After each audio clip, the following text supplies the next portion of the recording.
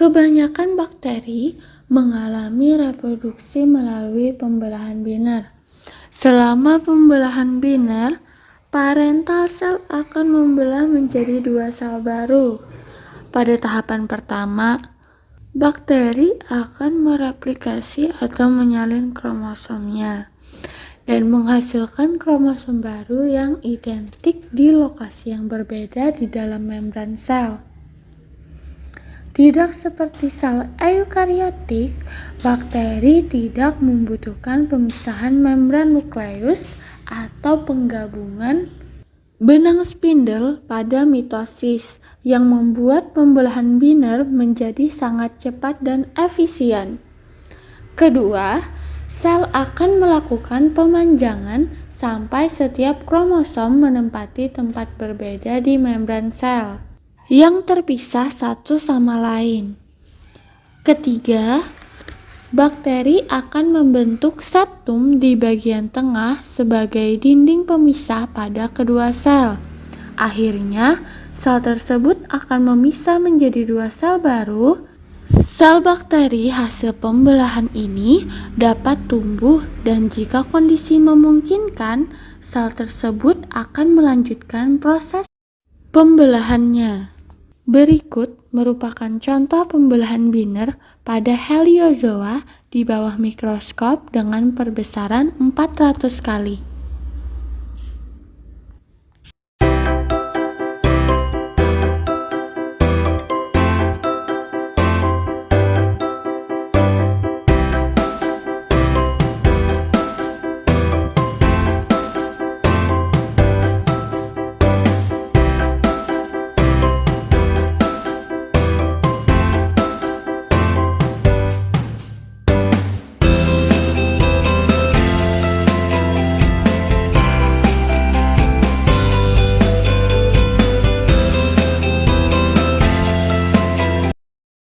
Pertama-tama, sel donor akan membentuk pili yang akan berperan sebagai saluran konjugasi.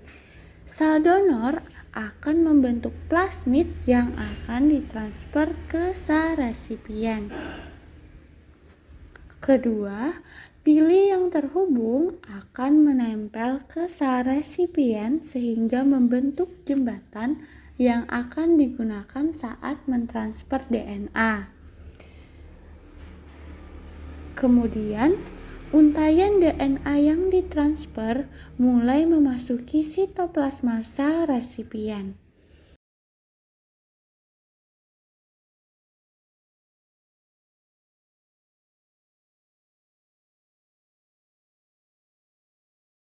Untaian DNA tersebut juga dapat mengkodekan gen yang membawa sifat bakteri ke bakteri lainnya. Sel donor dan resipien sama-sama mengandung DNA tunggal, lalu masing-masing mensintesis DNA tersebut dan akhirnya membentuk plasmid. Kemudian, resipien akan membentuk pili sehingga kedua sel terpisah dan akan memulai konjugasi kembali. Pertama-tama, bakteriofag akan menempel pada permukaan dinding sel bakteri. DNA virus akan mengambil alih kendali DNA bakteri dan akan menghasilkan komponen virus seperti kapsid, ekor, serabut, dan juga kepala. Kemudian, kapsid akan mengalami perakitan menjadi kapsid yang utuh.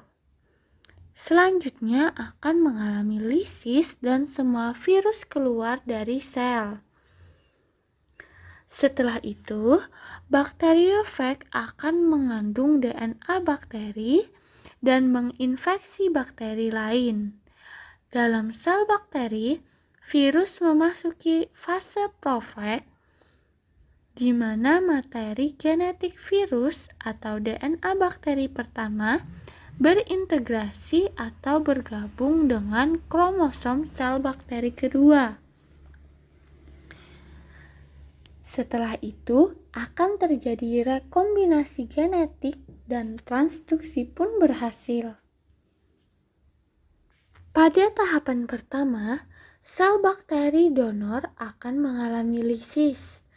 DNA keluar dan tersebar dalam bentuk fragmen.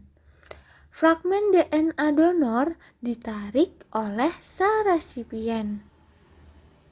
Kemudian, DNA donor masuk ke dalam resipien lalu lepas meninggalkan tempatnya. DNA donor akan menggantikan tempat DNA resipien yang terlepas tadi bersatu dengan DNA resipien.